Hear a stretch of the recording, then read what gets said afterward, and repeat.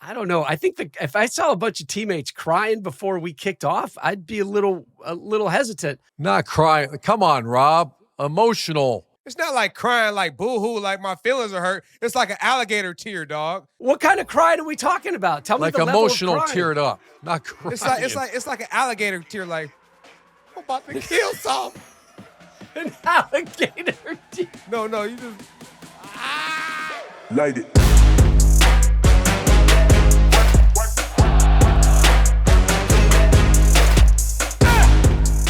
Welcome to the Triple Option presented by Wendy's. Try Wendy's new Frosty Fusions with flavors like Caramel Crunch, Oreo Brownie, and Pop-Tart Strawberry. light it. I will never tire of that, Mark. I don't know why. It's so simple and silly, but it brings a smile to my face every That's single fire, time. man. That intro go hard, man. It is awesome. Mark That intro Ingram, go Rob Stone, hard, man. the coach, Urban Meyer, here with you as always. Thanks for joining us on the Triple Option presented by Wendy's. Remember to rate, subscribe at Apple Podcasts, Spotify, wherever you get your podcasts, as well as across social media. You can find us at 3X Option Show. New episodes every Wednesday on YouTube, wherever it is you get your podcasts. This is going to be a fun one. I have a funny feeling Mark might be provoked by the start. Oh, by the way, a little bit later in the show, how about the conversation we had with Illinois head coach Bret Bielema? You are really going to enjoy that. He's a ball coach, man. It's always a pleasure to have him around. And Coach, you guys go way back and had an interesting introduction. An interesting introduction. We'll talk about that a little bit later. But guys, when is too soon to start talking trash? Mark, I'm guessing for you, it's like, what are we waiting for? Let's get the trash talking Never too going. soon. Never Let it too rip. soon. All right, so this is a good one. Florida State quarterback Thomas Castellanos, remember, was at Boston College last season. So he was asked about Florida State's August 30th opener with Alabama. And again, Castellanos, new to the program, told On3, quote, "They don't have Nick Saban to save them. I just don't see them stopping me." Ouch. Oh, man. Oh, man. Roll damn tide. Is that what you said? I like how I Mike? don't even have to ask a question. I'm just going to say the quote, and I'm going to let Mark Ingram. Go, Mark. On behalf of Alabama Nation, the floor is yours. Good for him, Stone. Good for him. Let him run his mouth. Let him talk. You're supposed to be confident. As an athlete, as a dog, Agreed. you're supposed to be confident. So let him run his mouth and give them dogs at Alabama a reason to go in, make him regret what he said. You know what I mean? So Bama coming out with a vengeance this year. We need some get back. We need some bounce back. And just go ahead and sprinkle a little extra motivation on top, a little bulletin board material, because I know they're going to use it. I know DeBoer and Alabama, I know they're going to use what this man's saying, coming from Boston College, at Florida State, who just had probably one of the worst seasons ever. So, yeah, good for him, man. I'm glad he's confident. Feel free to keep talking. Is that what you're saying? Yeah, just keep talking. Good for him. I'm glad he's confident in himself and his abilities. He said he's been dreaming of this moment. So we'll see if it's a dream or a nightmare soon. That's why they play the game. I find, here's the angle I find interesting about it, Mark. I don't think Coach DeBoer cares about this at all, right? Like, this is just water right off his back. Right. That quote doesn't bother him. But I bet deep down, he hopes it bothers his players. Exactly. Because that would mean his players are bothered that they're going after the coach, right? And this is year 2 for Kalen DeBoer. And, trying to follow a legend, nobody should sign up for that. And things didn't go the Alabama way last season, correct? And if he really does have that locker room, if he really does have that football program standing behind him, those guys in the locker room should be pissed off that they went after their guy. You went after my guy. Exactly. And Ryan Williams just said, like, in an interview like a week or two ago, he was like, every player who had any doubt about DeBoer or the program and the process that the program is going through was gone. Everyone in that program right now wants to be there. So with that being said, they're going to take this to heart, and they're going to try to punish old Thomas for his remarks. Coach, did you have like a bulletin board guy, like some GA that would just scour the internet and papers and try to find stuff to dig up for motivation? Yeah, sure. The one thing, though, that you made a comment, I'm going to argue with this, that you said that Coach DeBoer doesn't care. He does, when his name's dragged in and there's, the whole country's kind of talking about Nick Saban left and there's a drop off and all that. We're all human beings. Coach DeBoer's got one of the best records out there of any college football coach, but you're damn right he cares. When I hear people say, I don't care, sure he does. He's a human being and he sees, a little bit of dragging going on. But let me say this about the whole bulletin board. I've used it a million times, and there's two reasons you use it. It's for preparation for that game and for the start of the game. After the game, and Mark will tell you, after the game gets going, you could a damn about what was said before the game because you're in it now. You're in it. But what I used it for is that preparation, and that was if I saw something or, people knew that I had plenty of people searching for things, coaching a pissed off team in preparation and then the start of the game. But once the game gets rolling, I go question those guys in the middle of the second quarter and say, what did that guy say again? They're going to be, they're going to be worried about the field pressure, the middle plug X or the split zone, whatever, they're right. too, players and coaches are too caught up in it. What's the difference between a pissed off team and just a normal team going through week preparations? Oh my God. A grown ass man team that's pissed off. Oh my God. They're going to come out there with some physicality. Yeah, you're getting better. That's what I'll tell you. Your Tuesday practice and Wednesday practice with a pissed off team. I used to walk off the field and look at my coaches and go, damn, let's strap it on now. This is going to be a good one. As opposed to a lethargic team. So you got two ends of the spectrum. Pissed off. Yeah. And then non-focused, lethargic. Well, you have a team that has goals and aspirations anyway. And so now you have a player for a team that you're playing in the opener talking mess about they don't think they can't stop me, which you're supposed to feel like that. You're supposed to have that confidence. But to put it out there for the other team to be able to have extra motivation, I think that's, benefiting the other team. You know what I mean? So roll down tie. Coach, could you ever have a pissed off team all season long? Is that manageable? Is that something that's possible to have or create? Yeah. Yes. I've seen that before. And the 2008 team was an example when I was at Florida. Mark can tell you his 2009 team. How about you brought that up? That's exactly right. We were pissed the whole year. Yeah, Georgia beat us the year before, and that went from January, February, March, April, May, all the way in through October when we played them. Yeah, it carries you. But once it gets cranking, I use it for preparation and the start of the game. Yeah. Mostly preparation. Yeah. How did you use the Michigan Revenge Tour in 2018 to your advantage? That was most of our players. And once again, we had a good group that year. What was that, 2018? And Wolverines had a bad year, and then they had a great year in 2018, and they were beating all the teams that beat them the year before. Yep. And I remember I used to go out in the pregame warm-ups. I quit going out, and so I would stay in the locker room. And, it was like a fire was lit in that locker room, man. And I was like, what the hell's going on? And I think one of the coaches told me, he says, all those guys are wearing Revenge Tour T-shirts, and it had like Wisconsin, Michigan State, Ohio State. Check. And they already like checked the box dates. at the Revenge Tour. And I think they were favored to win that game. Coach, but the common denominator in all this is the players in your locker room, right? Yeah. If you got those leaders, those alphas in your locker room. And real leaders, not yes, the fake the ones. real ones, not the wannabe ones, not the ones that think that that are self-leaders. No, the real leaders, the real dogs, when you have those in your locker room on your team, that is a great motivating factor for that team because it just kind of rallies the team together. And if you have this mentality like it's us against the world, when you have that mentality like it's us against the world, you go out there and you just Mark, what was the most pissed off you and your team ever was? The most pissed off. 09? Yeah, 2009 for sure, man. We had a 12-0 season. We went to the SEC championship. We played Coach Meyer and his Gators. We were winning for 3 quarters, and we did not finish the game. And they won. They went to the national championship, and they won the national championship. And that pissed us off because we knew that we were that close. And so that next season, all we did in the fourth quarter program in the spring, in the summer, we did everything we could possibly do to get back to that moment. And when we got back to that moment, we went 12-0. It was 1 versus 2 again in the SEC championship game, us versus Coach Meyer. How often do you get time for redemption like that? You know what I mean? And Almost we were in never. that locker room. Boys were crying. Boys was ready to roll. I knew we was finna get it done that day, even though they had a tremendous team, a tremendous coach. They were Like, we knew crying. we were up for a They were challenge. crying before the game. People were ready. We was ready. Well, are you What? ready if you're crying? Yes, it is Okay. emotional, and you are ready to kill something. I don't, do you cry before you kill? I don't know. I've never killed. Like I don't Colgate know. soccer. Hey, all Colgate I know- soccer, Yeah. man. It's Go fine, watch the Coach, game. but I'm Go never watch cried the in the game, locker Stoner. room. You tell me if Muggs ready to play or not. Oh, yeah.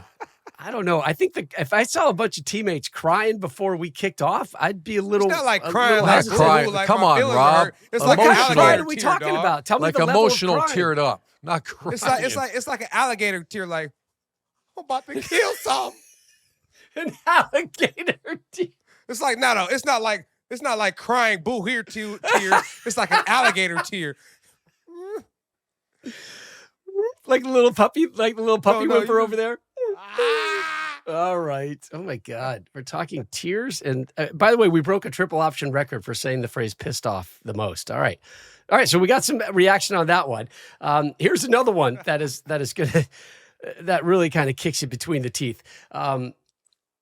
Wisconsin thinks it might be pursuing some legal action here. They filed a lawsuit against Miami, claiming that a Miami staff member and a prominent alum met with defensive back Xavier Lucas and his family at a relative's house in Florida, offered him money to transfer shortly after Lucas had signed a contract with the Badgers in December, an NIL deal. So the lawsuit states that Miami committed tortuous interference by knowingly compelling a player to break the terms of his deal with Wisconsin. This NIL deal at Wisconsin, it prohibits an athlete from making any commitments to enroll or play sports at other schools. Seems fair, as they are being paid to use their name, image, likeness in promotional material. The Big Ten, props to the Big Ten and how they're handling this one right now. They totally have the back of Wisconsin right now. I'm looking for what the Big Ten, saying, as alleged, the University of Miami knowingly ignored contractual obligations and disregarded the principle of competitive equity that is fundamental to collegiate athletics. Okay, so let me get this right, Stoner. Yeah. This player, he plays for Wisconsin last year as a freshman, right? Yeah, and signed a deal. Xavier So Lucas, after his freshman year, he signs a new NIL deal with Wisconsin. 2-year deal. And then after he signs the deal, Miami comes in and steals him. Pretty much. Yeah, pretty much. I think what they're that's saying is that they illegally contacted Induced. them, tampered with them, and et cetera. And I'm going to throw this is the failure of the compliance, which we've had this conversation over and over again. You've been talking about compliance. It's subpoena there's- power. Yeah, that's if you don't have the NCAA with teeth or a governing body that controls these, now you're going to get the government involved or law involved. I mean, stop. I mean, all we stop need are it, more stop it. lawsuits in this society, Yeah, right, stop it. Coach? That's just what stop we're it. asking for. But at the end of the stop it. day, it should be this way. If you sign a deal with a team in the NFL, how do you get out of that deal? It's You're by the unionized. other team Yeah. picking the deal up. So it's like, I don't know, man. This is all crazy to me, dog. Like, Oh, this you're is all not, crazy. Mark, you're not as upset by this as I thought you would be. But like, Stoner, like, you He had want a me to deal. be mad at Miami? Like, Well, now I'm kind of cheering for Wisconsin to be like, all right, we're going to go down to I South agree Florida. with Wisconsin. Wisconsin should be Yeah, I pissed agree off. too.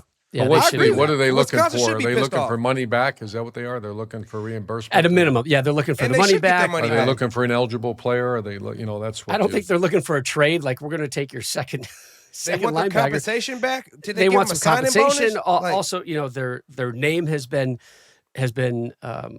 sullied a little bit, right? And the power of the NIL. So, all that legalese stuff that you and I don't this really is just deal with. crazy to me. Like, all of this. I just don't understand what's going on. Well, again, when it's this lawless society, right, you just keep doing these things, right? Coach, it goes back to your point. Like, have somebody that can enforce and has real teeth. And when that group is finally formed and that first infraction comes up to them, guess what? It's not going to be a little slap on the wrist. They need to come down big brother and like, there needs to be serious ramifications more than just, I think it's like show cause right now. Coach is probably been happening, the though, Stoner, biggest like, thing that you can ding a coach with. You But could, but been what has happening, to though, happen? Coach. What has to happen is they have to sign a piece of paper saying they will not litigate, because the world changed. We talked about this. I think it was 05 or whenever, that Tom Mars, that the super lawyer that started every time the NCAA penalized anybody, it was litigated, and they won. So I get it. I mean, I wish I had an easy answer, and unfortunately, Rob and Mark, remember what they said is they think this new college football commission is a lot of skepticism. It's going to be old problems or still problems. So, but like this has been happening. Like, so, like, I just don't understand. Like, what are we supposed to do? Like, I'm glad that, so last year, right, Caden Proctor, our best left tackle, who'd be one of the best tackles one of the top 1 or 2 tackles in the NFL draft next year. In the spring, after Saban retires, he goes and transfers to Iowa, gets paid. Now, I'm glad that he came back. You know what I mean? But after the spring, he comes back to Alabama. So he takes the NIL money from Iowa, comes back to Alabama, and I'm happy he's at Alabama because he's a huge player and a huge part of what we're going to have this year. But what's the difference? Like, you know what I mean? Like, I just don't know. Until you put rules in place that punish the teams that do it or punish the individual that does it, like, this stuff is going to continue to happen. So I agree with Wisconsin. They should be, getting whatever they're compensating, whatever they gave the player, they should get it back. But like, they should get it back and plus some, right? It's not just getting back. They lost a player late. So what's the plus sum though, Stoner? I don't know what that plus is. So you're getting money back from your player and money from the team for damages. Yep, that type of stuff. That's what we're talking about. I don't know where else you could attack the Miami NIL. I don't know where you could hit them and hamper them, and I don't know who's even going to do it. But it's more than just saying we want our money back, right? I think there has to be greater punishment than that, because otherwise people are still going to do it. Like that's not going to hurt Miami. Right? We got the guy we wanted, and here's your money back. Great. And off they go. They say Miami knowingly did it, so Miami has to be punished as well. Yes. Good luck. I would think so. Good luck. Good luck. Yeah. Yes and yes. Not my problem. You're both right. These are the things we're talking about. Bro, like, what's happening, Coach? Like, what's happening? Like, all right. You know what will put us in a better mood? Bret Bielema will put us in a better mood. The Illinois head coach joins us next on the Triple Option presented by Wendy's. We're going to talk a little baseball as well with Coach Bielema, and we'll hear about his singing pipes and his fear of throwing from the mound. Coming up next on the Triple Option. The one skipper. Light it. If you love Wendy's classic Frosty flavors, we have got some big news for you. There are all new Frosty Swirl and Frosty Fusion flavors. So, yeah, it's the same creamy treat that you've always loved, now with a flavor refresh. So what are these new flavors? Well, Stoner, thanks for asking. There are a lot, so I'm just going to list them, okay? We've got the Frosty Swirls, strawberry, brownie batter, and caramel. Then we've got the blended Frosty Fusions, caramel crunch, Oreo brownie with swirl thick brownie batter sauce and crunchy Oreo cookie pieces, and Pop-Tarts, strawberry with a street strawberry sauce and chunks of crazy good Pop-Tarts pieces. You know your flavors. Not to mention that, yes, you can still get your classic vanilla.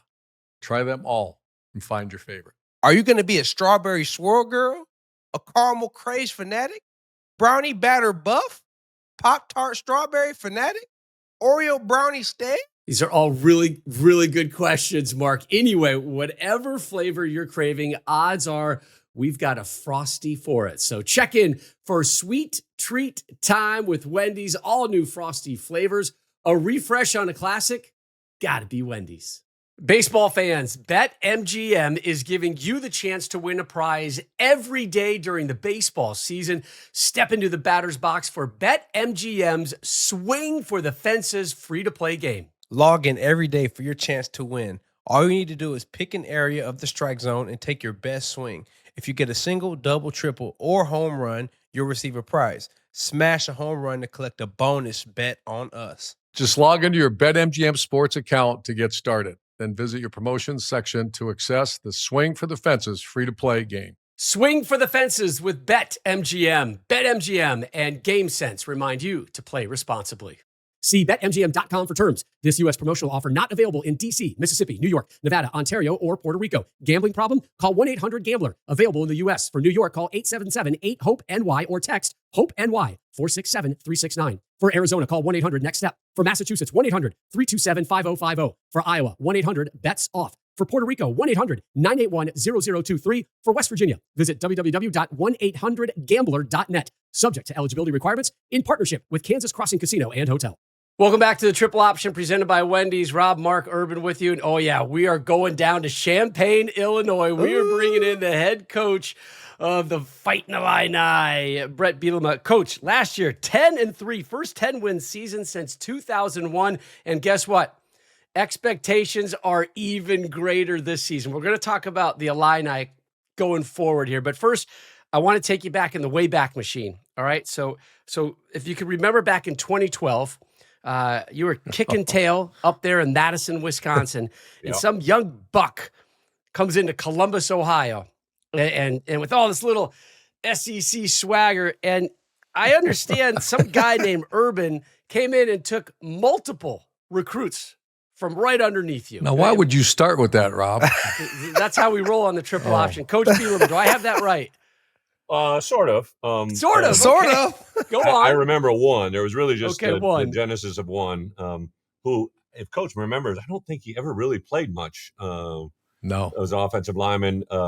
But yeah, like honestly, like I preach all the time to our guys. Like I think as a head coach, I always tell our coaches, two things you can bring into building every day that really help us all function is consistency and communication. And one of the things that I probably did in that scenario was communication. I had there was a prospect that was committed to us. He got some calls from Ohio State players, which I understood, but then all of a sudden he got calls from Florida players. I'm like, oh, ruh-roh. No, we can't do this, right? Ruh-roh. So I went to my AD and I said, what should I do? And Coach Alvarez said, call him. I'm like, call Urban? He's like, yeah, call Urban. So I called Urban, and Coach, if I remember right, you listened to me, you addressed it and took care of it, and then my misstep was when I was at the press conference on signing day. Someone asked me if I had interaction with Coach, and I said, yeah, actually, I called him about an issue, and he took care of it, and it kind of went good. And I got done with the interview, and Coach Alvarez goes, ooh, you opened one up there. I'm like, what? He goes, they're going to say that they were cheating. And I'm like, I didn't say that. He goes, well, that's what they're going to say because you said there was an issue. So that was what led to that. What I didn't realize is there was also a couple coaches in the league that came after Urban, unbeknownst to me, in a 48-hour stretch there that really probably did come at him a little aggressive. But obviously, his arrival, changed our league, in my opinion, to a different level instantly, just because of where he was at and what he brought to the table. It really, in my opinion, there was two major transitions in Big Ten history. The first was the addition of Joe Tiller, which turned our league into a league that, basketball on grass, however you want to say it. Drew Brees was a big part of it as well, but Joe was the genesis of that. And I really think Urban was the first really that kind of brought a thinking and ideology from the SEC into our conference that had never been seen before, right? And I think that changed our conference literally in those moments to where we are today, as good as anything in our history. Well, let's go back to that. So 2012, I just was as you were talking there. So Penn State, obviously one of the most legendary coaches of all time, a dear friend of mine, and I'm not sure how you got along with Coach Paterno. He was a great friend Absolutely. of mine. We lost him, or he obviously he got fired, and then he passed away just months later. Then Jim Tressel, another dear friend of mine, got Ohio State got put on probation, lost 9 scholarships. The Wolverines were going through their turmoil, and here was Wisconsin, was having first-round draft picks, Heisman candidates, and winning the Big Ten championship under your direction. And also, Mark D'Antonio I thought Wisconsin and Michigan State were really the best development programs in the country back then, and they were winning the Big Ten, going to the Rose Bowl. And then Nebraska, under Bo Pelini, I believe they played you in 2012 in the Big Ten championship. Absolutely. So here you are back then. Now I'm going to fast forward now. I came from the SEC. You ironically went to the SEC. How proud of you and amazed at the transition, the Big Ten Conference certainly at the top of the conference, is the best conference in college football the last 2 years. You can't argue that. How about the transition that is experienced in your lifetime? Yeah, Coach, or I your think you career? hit the nail on the head. It's a different world. Part of the reason I left Wisconsin to go to Arkansas was at that time the Big Ten coaches weren't getting paid at the same level. The reason I took the move more than anything was my assistant coach's salary at Wisconsin went from 3.5 to 6 million, right? And I was able to a guy like Chris Ash, a guy that eventually ended up at Ohio State, head coach of Rutgers. I was paying him, I believe, at that time maybe a little over 200. I remember there was a coordinator at Minnesota that we had beaten every year that I was in the league, and that DC was making 550,000. And I'm like, hey, we just won our third straight Big Ten title. They haven't been very good, and my coordinator is making less than half. And that's what the genesis of it was. But now to come back in the league, I told Josh this when we knew that the portal was coming, that the NIL world was coming. I was interviewing for the job with the Giants, and I told Josh, I said, hey, there's never been in my opinion, a better time to be coming into this league because I think the world is about to get flat. I think it's about to become more of a even playing field for everybody in college football, and it's exactly what's happened. Yeah, Coach, man, we always talk about the powers of college football, the SEC and the Big Ten. No one better to speak on that than you. You played at Iowa, coached at Wisconsin, where I took an official visit when you was the head coach. Now you're at Illinois, but you took a stop in Arkansas. Just how do the SEC and the Big Ten match up, and how far ahead are they from the other conferences? Well, I think first off, and I get it, you guys got to drive likes and value and all that goes into your podcast as well. But really, it's like arguing about like two premium businesses, like whether you like Chevy or Ford, or maybe it's Right. maybe more a Jaguar or a Rolls Royce, like it whatever you want to say. Two incredibly gifted leagues. The passion from their fan bases is unparalleled. The differences, I would say, probably jump out right away is just the venues you play in. Like Ohio State's an incredible stadium, but and Michigan is the Big House is a great stadium. I think our place is going to turn into that. We just had our first sellout in over 20 years, but in the SEC, it's those small market values, right? And the passion in those little.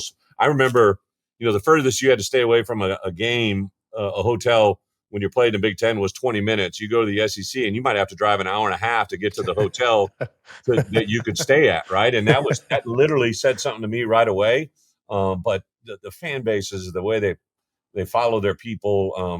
Obviously in the South, one thing that is everything's kind of played, I would say, in pretty conducive weather environments. In the North, in the Big Ten, you're going to play in bad weather with cold. Yep. You're going to play in all four seasons. You're going to play in all four time zones now, and we're really different. The SEC in that model is just that you're going to, and for me, I use this one all the time. Like, if I was recruiting a young Mark Ingram again, right, and if it was down to Wisconsin and Alabama, I would just, share with them that, hey, you're going to prove to 32 NFL teams that you can play in all types of climates and weather, right? You go to the South and you play at Alabama, you're really playing in that environment year round. You're training in it, you're living in it. So if the New York Giants, the Jets, the Vikings, the Packers, the Seahawks, the Chiefs want to select someone, they're going to want someone that plays in all four seasons because and it's proven that they can do it. So there is a little bit of an advantage there, but otherwise, two really premium conferences for all the right reasons. I want to go back something with you, Bret, that I thought, and I remember my wife actually met with Gene Smith about this, that when I first got to the Big Ten in 2012, I didn't feel the investment in the stadium atmospheres. I thought, and Shelley was shocked. She experienced the SEC for that 7-8 years, and then you come up there and it's not the same. Some places were good, but even Ohio State, in my mind, wasn't great. The Wolverines weren't great. And then in the last decade, you've seen an incredible investment in whether it be music being played, the crowds it's a completely different animal.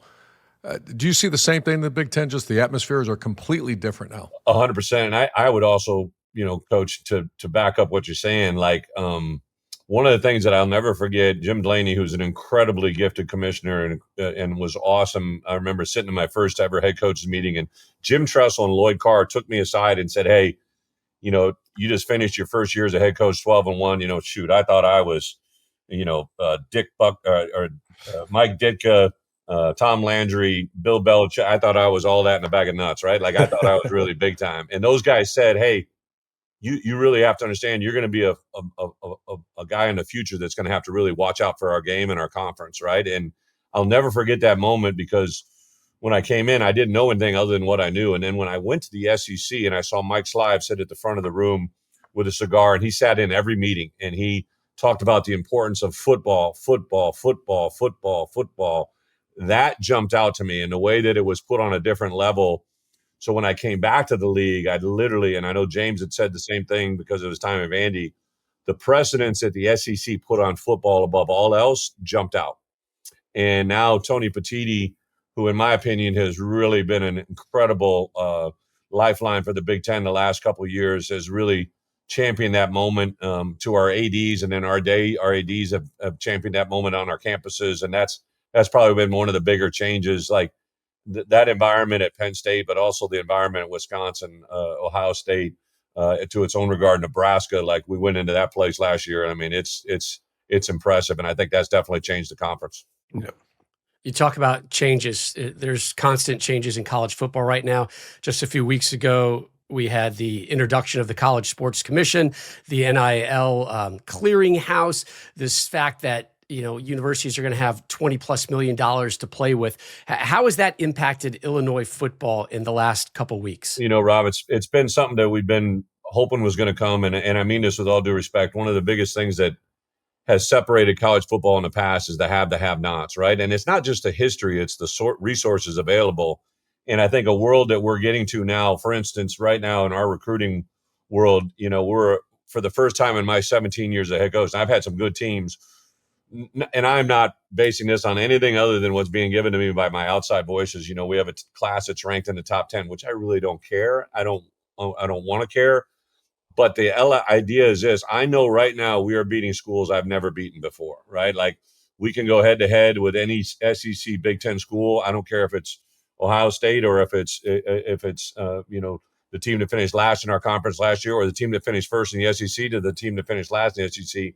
If we want them, we're going to go after them. And I've never been able to feel that we've had that level playing field, and now we have it. I've used this line a couple times now, like, I don't care if we're all shopping in Louis Vuitton or if we're all at Walmart, as long as we're all in the same store, I'm good, right? And I think that's coming. And I would say also, the element that I hope this new world is going to live in is the accountability for actions that are not legal are pretty big, right? And if you're not doing things the way they're set up to be done, that there's consequences. Because in the NFL, they have selection, they don't have recruiting, right? Right. But on the flip side too, they also have a salary cap that everybody has to abide by. Yep. And if that can be maintained, like, that was the true juice, right? Like, in the NFL, everybody's got the same salary cap. Now, however you want to use it, how you want to use it. So my 3 years in the NFL have been invaluable during our building here, because now I think it's more like the NFL than any other time in our lives. Right.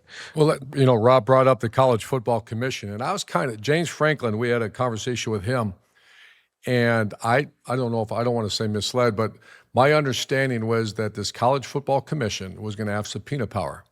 I talked to a gal I knew, Julie Rowe, that was at the NCAA, and she clarified that and says that's not true.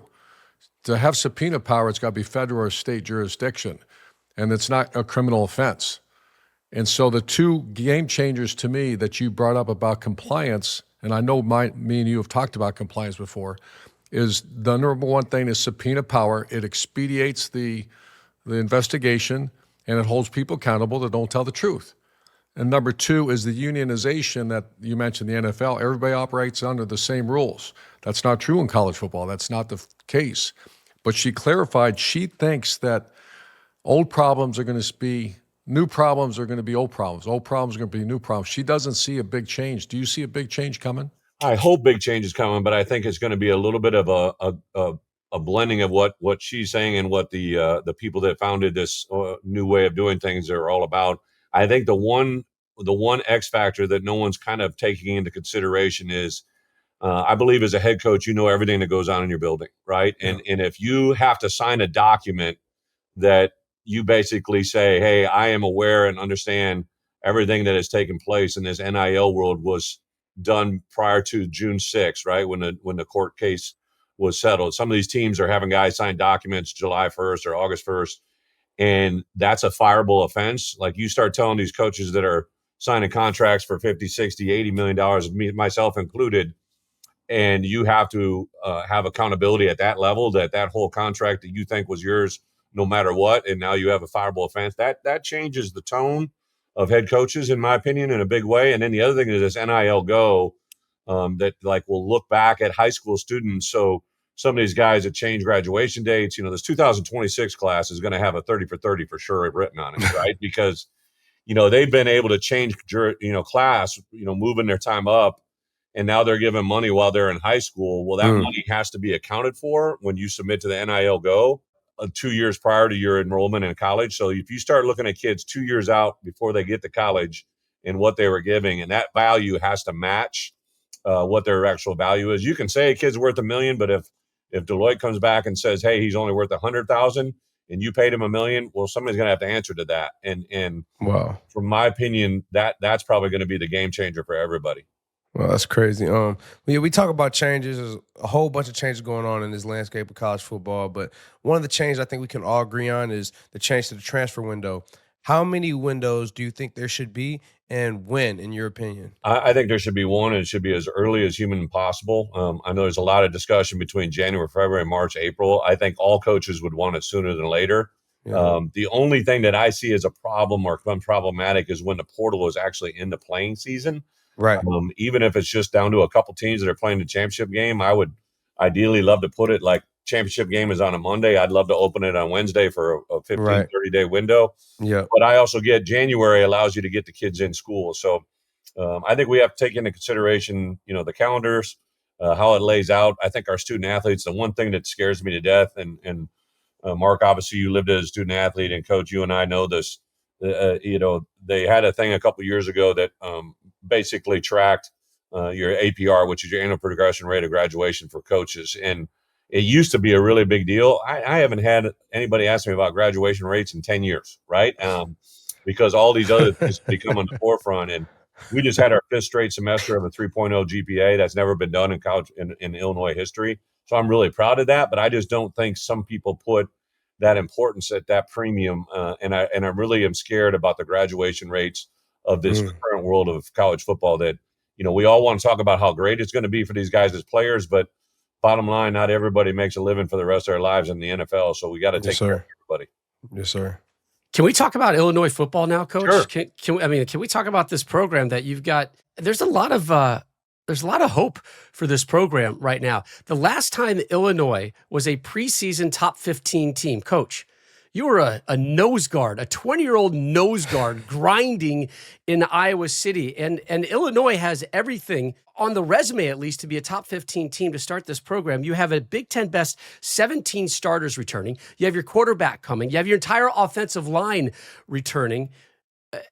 How are you managing these expectations? Are you embracing them, or are you trying to downplay them? Yeah, absolutely. No, I think, one of the great things, I'm glad I'm in year 17 rather than year 7, because I just know so much more about the game. I used to get really, to Coach's point at the beginning, I used to be a little feisty and would fight things rather than accept. But I've really learned, just tell me the rules and let's all play. And I'll tell you that I don't think, Rob, in my opinion, I would have been able to keep these 17 guys if the world we live in wasn't what it is now. I was able to prioritize, our top 10, 15 players, got them set right away. Then I filled in the rest of my roster with the money that I had available.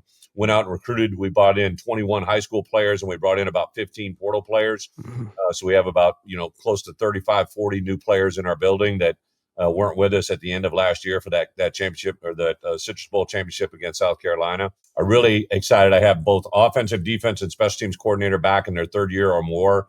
So my AD has allowed me to have some revenue there to really take care of my coaches. I really get excited. I'm sure Coach Meyer would share with you the best seasons are usually around your best players, but also your best staffs, right? And to be very, very comfortable with the guys I have in that room, it allows me to do my job, I think, a lot better. So super excited, but you're right. I got a quarterback that, I'm not oblivious to the fact that others came after him, right? And he could have left me for more money, I'm sure of it. He never called me one time and asked for anything. Never gave us any privy. He denied the things that came at him. But I think he knows what our room brings to him, right? He knows that he walks in this building every day and help him get to where he wants to be. He got a draft value of about a 6th rounder a year ago. My goal is to make that a 2nd rounder better, right? And that's kind of how we kind of build this thing up. 3 of your first 4 are on the road. You do not have Oregon, Michigan, Penn State. You do have Ohio State, but you have them home October 11th. You also have USC home. You look at the totality of your schedule. What does it say to you? And then how are you messaging that to your team? Yeah. So Rob, we have every school in the country has a 12-game schedule. And I always tell our guys, what you do with those 12 games determines, that success of the year. But if anybody tries to go to game 12, which is our home game against Northwestern, a protected game that we play a Cannon Trophy for, if you try to jump to the end of the rainbow, we're never going to make it, right? Everybody chases that pot of gold. It's never there. It's just an emphasis on our game 1 opener against Western Illinois. We go on the road to Duke, which is a very good football team, has a lot of really good players coming back, a very talented quarterback. Came back, play Western Michigan, but then game 4 is at Indiana. Oh, well, they were just in the college football playoffs last year, one of the best teams in college football. Kurt Cignetti is an incredibly gifted coach. He's got a really good staff. His O-line coach was a guy I was with for 7 years. He's one of the best offensive line coaches that I've ever been around. So we got a tremendous challenge. Come back game 5 against USC here at home, which is, one of the most productive programs in college football history. Got a really good coach, got some really good players. Go on the road and play at Purdue, another trophy game, then come back in game 7 and play Ohio State. Oh yeah, the defending national champs who got a lot of really good players and a good coach. So we are the only team in college football, in the Big Ten Conference. We don't have a bye week until week 8, which I think is a really big deal. But I think those bye weeks are an important part of the college football year, and we have the latest in our conference. So, listen, everybody can get anybody on any given Saturday because we've had a little bit of success a year ago. We definitely are, I think, a program that is very well noted, and I think people are preparing for us right now today that probably weren't in the past. So we've got our work cut out for us. I had this quote, I stole it from Coach Belichick. He after our first year with him, I was with him, and we were going to our second year, and they asked about expectations, and he said, "Well, I hope my expectations are obviously thought of, but it's really about what our player expectations are. We expect our players to have even higher expectations, and that's what I hope is happening. I think our guys are hungry, much as I want things as a coach. How they want it as a player is the true source." Coach, you know that schedule like the back of your hand, man.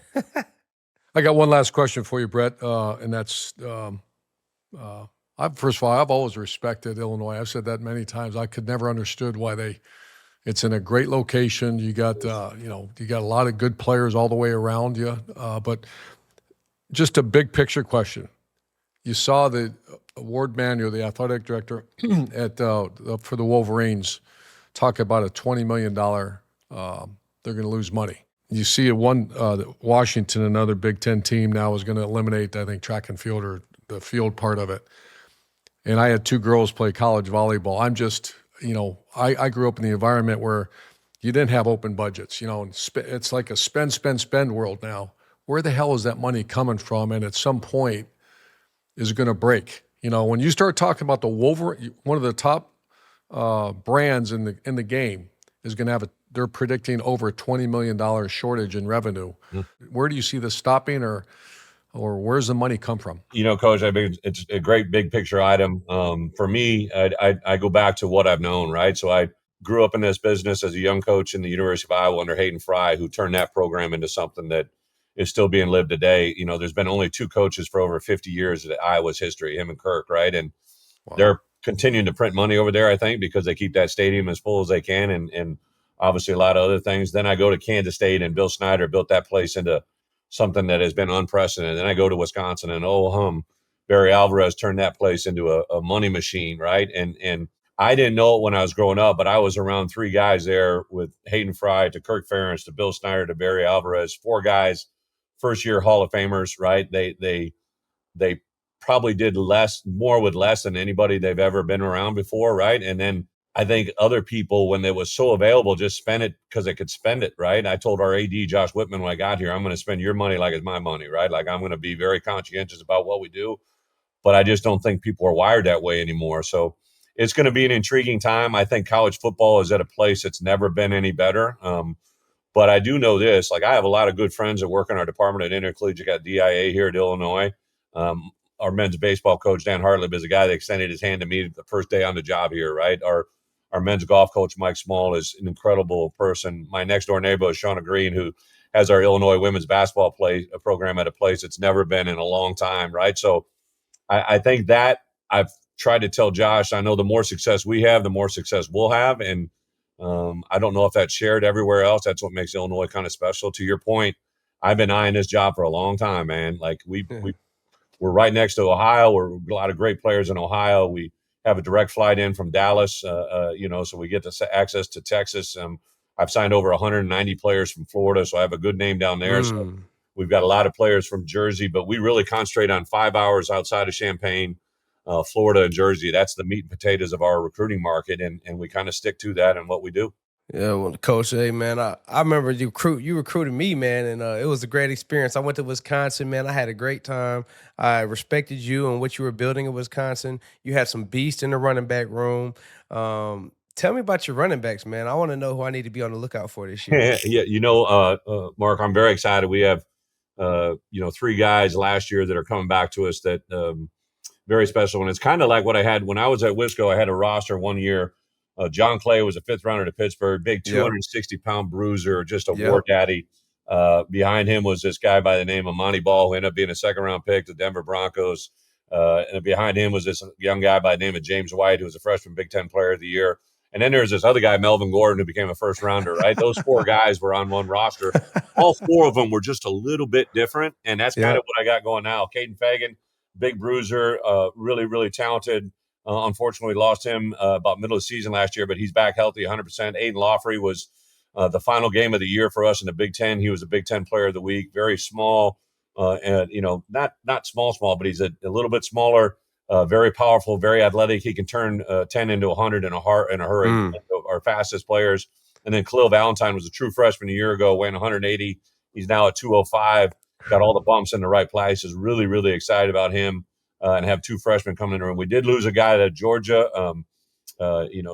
Somehow he found his way to the portal, and 12 hours after being in the portal, he was on a flight to Georgia. I don't know how that happened, but it's crazy. Weird how that happened. So, but wish Josh and all the best. He took advantage of that opportunity. So, we've been able to build a running back room in a really good way, and excited about these guys coming back. But we have all 5 of our offensive linemen back. We have a center. That's sexy. That's sexy for a running back there. Josh Kreutz has been a 3-year starter. Left tackle, J.C. Davis, 2-year starter. Melvin Privacy, right tackle, 2-year starter. Left guard, Josh Geske, 3-year starter. 3-year starter at quarterback. Have a room full of tight ends that have played a lot of really good football. So super excited to see how this thing plays out. I love Coach, it. Coach, let's put a smile on your face. Your dad grew up a St. Louis Cardinals fan. And as kids like to do sometimes with the old man, they like to antagonize him. So you started leaning into the Chicago Cubs, right? Right. And now, how many times have you been to Wrigley Field to sing the 7th inning stretch? I think this one was number 5. So 5 times. I got some pipes now. I can carry it. But I know you don't need the words handed to you. You know them off the top of the head. What was funny? The first time I ever did it, I'm the head coach of Wisconsin. They found out I was a Cubs fan. My dad, we always listened to Cardinals games growing up, but my grandpa was a Cubs guy. And so I remember early on, learning the song and all that goes into it. But in 2006, they called me and some guy left a message. Hey, this is with the Cubs. Love to have you sing the stretch. And I thought it was a BS phone call. The guy had some name. I'm like, okay, Harry, whatever your name is, right? So I did it, and I'll never forget just the feeling of that moment. And then when I came here to Illinois, they do it every spring, and I'm like, oh, sign me up. I'm in. But this year, I'm like, let's do something a little different. So I asked Luke, my quarterback, to join me, and he absolutely rocked it. It was awesome. So I'm hoping next year I get to do the duet with my daughter. My oldest, Briella, sings it all the time. So hopefully next year I'll get a duet with her. Let's go. Did you hear it? There you are. Oh. Did you let him take the lead, or was it more of a duet, the two of you? It was a duet, and I will, full transparency, we went through it twice. I shot him. So when Harry Carey was retiring, he did one with Eddie Vedder, and I sent that one to Luke. I said, hey, we can beat these guys, right? And you're not beating Eddie Vedder, brother. Well, no offense. That was the plan. We're talking Pearl Jam, brother. So we actually, Luke and I did a little one, and he did a 2. And then I actually stole one of his lines, and he quickly just joined in. So it was actually pretty good adaptation, but he handled it like $1 million, as he does everything. Luke had four game-ending winning drives last year. So, like, as coach, Mark knows this as a player, Rob, you've seen it as a Yep. guy doing the sidelines. Your quarterbacks are defined by the most difficult moments. Yes. And Luke Altmaier had 4 scenarios where he put the icing on the cake at the end of the game in a way that no one else has ever done it before for me. Been very blessed to have some really good quarterbacks in my program, but this kid handles the moment as good as anybody. And the 7th inning stretch was just another great example of how good he could be. Did you throw out the first pitch? Have you done that? No, we deferred that one to Brad Underwood and Shauna Green. Oh, you let Coach Underwood do that. All right. Brad did it. And I will say this, I think it was a one hopper. I'm not going to. No. Those would stress me out more than Absolutely. sing and take me out to the ball game. I know I can sing, but you sure as hell ain't going to get me to throw a pitch. I promise you. I will. That'll be internet chatter All you for gotta years. do is throw it to the man, like Yeah. In the general vicinity. Mark, you have not seen me throw, man. I promise. Hey, in I every threw me a sport, heater at the Detroit Tigers game. You know, I'm from Michigan, so I threw me a heater at the Tigers game. You know what I mean? I always say in gym class when I was little, I was the first guy taken in every sport, you know, volleyball, whatever. But baseball, they knew I was last man standing. I could not play baseball to save my tail. But so I'm not about to throw myself into that world. Hey, Coach, I want to end with this. Is it fair to put Illinois in this preseason college football playoff conversation right now? You know, I think we've done some really good things. And I know, you know, Urban got to walk this walk with Gene Smith, who in my opinion is one of the best athletic directors in the history of the game, right, of the sport, of college athletics. Gene is phenomenal. I get to walk this walk every day with Josh Whitman, my AD. He played here. He was a 2-time academic All-American. Went on to play in the NFL for 5 years for about 4 or 5 different clubs, which tells me he's a survivor, right? And now I get to be at this job every day with him as an AD, and that is worth its weight in gold. So I think the two of us together have talked all the time about sustainable success. I didn't want to do this as a one-year flash in the pan. I want to do it to build success. We were really good 2 years ago, took a step back, and then last year got back at it. So I think wherever we're at, you put us where we're at, I think we carry a chip on our left shoulder and our right. We don't have to, but we just got to carry that thing every day with us. And you know, I just want to get to that first game and see where we can go. I'm super excited about this group of people. Our fan base is absolutely awesome. I think because they've been starved for a long time, they're really enjoying some rewards they haven't seen in the past. And with that, all of us have success. It's really an exciting time to be here at the program. I'm hoping we pull up the champagne for sure. There you go. There you go. The three of us, our goal for a while has been to take Big Noon Kickoff to Champaign, and I've got a sneaky suspicion we're gonna find you this year. If so, please join us on set. I know you're busy. Before kickoff. We would love to have you on set, that opening segment, and get that crowd popping. We also might need a dinner recommendation. Otherwise, we're just going to be knocking on your front door and crashing. So Champaign is eager and excited. I do think I know we were on the docket last year. We probably didn't take care of business as good as we needed to early, but if we see you guys, we see you. You guys are always welcome. Champaign will always take care of you. Love it. Thanks for your time, Coach. Thanks for your time, man. Have a great summer. Thank you very much. You guys as well. ILL. We're rooting for you, Coach. Thank you, Mark. Yes, sir. Light it. Welcome back to the Triple Option presented by Wendy's. Coach Meyer, Mark Ingram, Rob Stone back here with you. Time now for Treat of the Week presented by Wendy's. Try Wendy's new Frosty Fusions with flavors like Caramel Crunch, Oreo Brownie, and my favorite, Pop-Tart Strawberry. So with LSU winning the Men's College World Series, the 2024-2025 college sports year has finally concluded here in June, meaning football is coming up next, guys. 8 schools. It's almost here, buddy. 8 schools, BYU, Northwestern, North Carolina, Penn State, Texas, USC, Stanford, and Georgia won multiple national championships this year. I'm curious, both of you guys, how much cohesion, interaction is there between different sports on campus? Mark, I'll start with you as a student athlete. Did you guys hang out with other teams a lot? Of course. I mean, you're in study hall with our student athletes. You're, weight room. There's other student athletes using the weight room.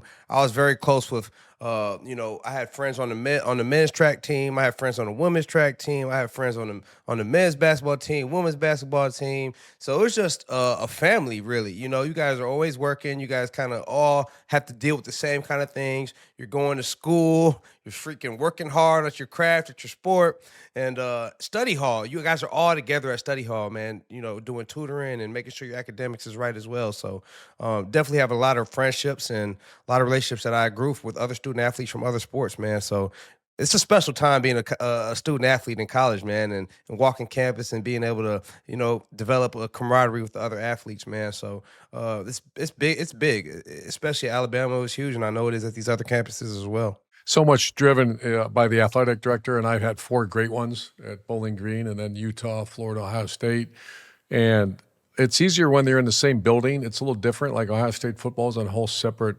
entity. It's all by itself, but it was great. And that's something, the best I've ever witnessed is with Billy Donovan was my neighbor. He won 2 national championships, and I remember he invited me to Indianapolis to watch them beat UCLA. And that's the first time I witnessed something like that. And I get a text from his operations guy. There's 30 seconds, 45 seconds of timeout, TV timeout. I get a text message from his operations guy, hey, coach wants you in the locker room. I'm like, start shaking, like, what? So I walk down behind the bleachers, all Gator fans everywhere, and I walk in the locker room and I watch, it's Al Horford and Brewer and Joakim Noah, and they, the 3, 2, 1, boom, confetti goes, and I started bawling. I'm watching, because it's my boys, I used to go watch them practice. It's my neighbor. They come in that locker room, and I'll never forget this, Mark. I looked at those players, and I thought, if there's any way I could get my football team in here to experience this moment with these guys, they'll stop all that nonsense. They'll start getting real serious about their trade if they can somehow see what this is like. And that's why I started something called Champions Day, and Billy Donovan spoke at the first one. And I tried to get that point. And Billy Donovan used to always say, just give me 4 months. Just give me 4 months of, put all the nonsense away, all the, human element stuff that's out there on college campuses for 4 months. And that was a result of the relationship with the basketball team. We won it. How about that? We won it 9 months later. We beat Ohio State in a national championship. And I know that the 2006 Florida basketball team impacted our team. Tell me more about what Champions Day was, Coach. Champions Day, I thought that gave me that idea when I was watching Billy Donovan and these players. And most people never experienced a championship locker room. I never really had. I saw, maybe conference championships. That was the first one, and I was overwhelmed with emotion. And I'm a 50-year-old, whatever I was, 45-year-old dude at the time. I'm thinking, how do I get my 18, 19-year-olds in here and see this and witness it? And they loved those guys. Those Joakim Noah, Brewer, Horford, that whole team, they were awesome. And so every year I would have a Champions Day, and I brought in Tony Dungy, I brought in Chris Carter, I brought in people that won championships, and we showed the videos of not so much the plays on the field, but the whole idea was to take them in the locker room. Yeah. And Mark, you know what that locker, after you win of the great, other than your family and your faith, you put me in a locker room after a championship, oh my God. There's nothing like it. I mean, it's heaven. That's nothing like when it. You're with the people you love and everything is on the table. I mean, there's every defense mechanism's down. And you got players you love, all the warriors you won with. And so I wanted to somehow bring that to the players. Yes. Special. So, there's nothing like it. Mark, that's a situation where I think crying is acceptable in the locker room. Listen, Stoner, you don't know real dogs. Stone, you don't know real dogs. You got to quit saying crying like it's like, Mark, you got to mess that cat up next time you see him. Hey, Stone, hey, Coach, he don't know real dogs. Like, when you got boys who have been working for something for a whole year, you have the opportunity to redeem yourself. I'm just reeling you guys in, man. You guys are biting everything I'm throwing out there. Time now. And it's not crybaby tears, it's alligator tears.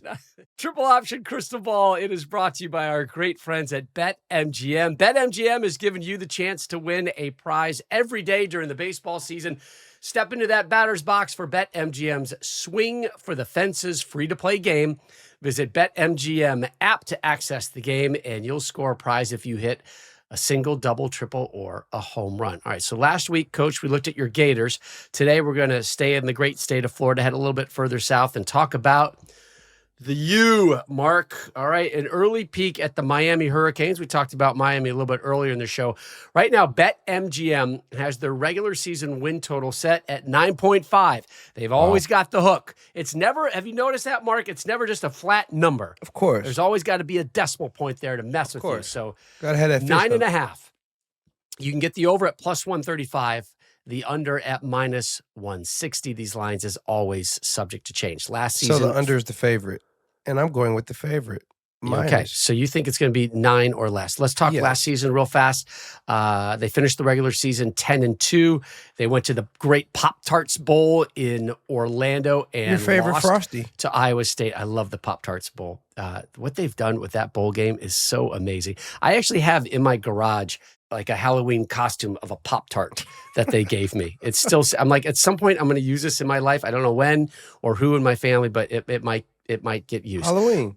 Halloween would work for it. All right, so last season, lost at Georgia Tech, lost at Syracuse, no ranked wins. Again, the big story, Miami no longer with Cam Ward at quarterback. He went number 1 overall. The story with Miami, who they do now have at quarterback, is Carson Beck, who they brought in through the transfer portal. Let's take a look at their schedule real quick. And oh boy, it gets going right off the bat. They are Notre home Dame. for the first 4 games, 2 of them to schools from the Sunshine State, but it starts with Notre Dame. So Miami 3 of the taking 4, Rob. on Notre 4 Dame. to 5. Wow. L. L L to Notre Dame. W Bethune. W South Florida. L to Florida. Oh wow, a 2-2 start. Yes. Okay, then at Florida State, Win. Dub. win. Louisville, Win. Stanford, Win. win. At SMU. L. Okay. Syracuse, Win. revenge tour. Syracuse win. 6. North Carolina State, Win. 7. At Va-Tech, Win. 8. At Pittsburgh late Win. in the season. That's 9. Yep. So they didn't Under. hit it. Under. Yeah, 9.5 was the Lost the magic leading number. passer, lost the leading rusher, lost the leading receiver. It's a lot of and losses. tackler. Added Carson Beck. A lot of holes to fill. No Clemson on that schedule, though, by the No way. No Clemson. Clemson. I don't care how you put it. I got 9 wins or less. I'm going with the under. So I'll take that minus. What the minus was again? I'll put, I'll scroll up. 9.5, right? Yeah, it's Yeah. 9.5 is the magic number. So interesting. They have all the first 5 games are in the state of Florida. You might have said that already, Rob. And that's deep south. You're in Miami. So Notre Dame, that's a tough trip for the Irish. I was at Notre Dame for many years, and Oh, it is going to be hot. you got to. I think what they'll I probably forgot do about we used the- to is the you heat. put them in the indoor arena and then just turn up to 95 degrees with humidity. Yeah, forgot like about you're doing hot You yoga. can't Hot simulate yoga that. for football. You can't simulate I that. forgot about that. It's to September. They're going to it's die awful. out there. No, that's going to be August, and that's yeah, awful down August. there. August. It's still going to be ugly. But Florida State. Here's the issue I have with the ACC. I just don't know. There used to be arguments that was one of the top conferences. They've been down. There was a day when you had Florida State, Louisville, Virginia Tech, and probably NC State, Miami. Think about those were top 10 programs at one point. They're not right now. They're not. And so I don't know enough about those that conference. But I think those Vegas dudes, man, they're unbelievable. I sit and stare at that and I see 9.5. Right? I stare right at that, like at most of them. I say An that's impossible 9.5. number to reach. But yeah, I bet they You can finished see with 9.5. you can see 10, but you can see 9 too. So which But one so do you much want? is like Pitt. We say Pitt's a W. Pitt's got a good coach, man. I mean, Yeah. you got North Carolina State. Those are rugged games. Virginia we know Tech, the NC Syracuse State, coach. That guy's a nut SMU. job, man. He's a fiery guy, Fran Brown. Florida He's State, a hell they of a coming coach. back. Like So, yeah, Yeah, I like at 9. SMU, at Virginia I Tech, see- when Enter Sandman's blasting. I don't know. Is Carson Beck the guy though? How much? That's I the see- big question. I see 3 losses in that game somewhere. I don't know where you put them. It might not be Notre Dame. It might not be Pitt. I see 3 losses within that schedule somewhere. Mark, Carson are you? Beck turned that ball over all the time. Yeah, man. That's one Mark, thing, are you man. a Carson Beck believer or a Carson TBD Beck, guy? let's go back to a year ago. We were talking about him being the number 1 quarterback in the draft. Right. Let's go back a year ago. We were talking about him being the number 1 quarterback in the draft coming up in the one that just passed. Right. So I'm like, is the potential there? Yes. Sure. Now, potential is just exactly that. Potential. Just a word. Yeah. If they lose 2 of the first 4, no. Trouble. If they're And he doesn't have the 3-1, same weapons yes. that he had at Georgia. So Don't I count don't out know. Louisville, man. They got a good coach too. Yeah, I think the ACC is going to surprise some folks, whether it's this year or next year, over the next 3 to 5 years. got 9 think wins, they're don't going I? to start. I I got think the they're under. going to start Where working the their way crystal back ball up at? there. I got 9 Um, wins.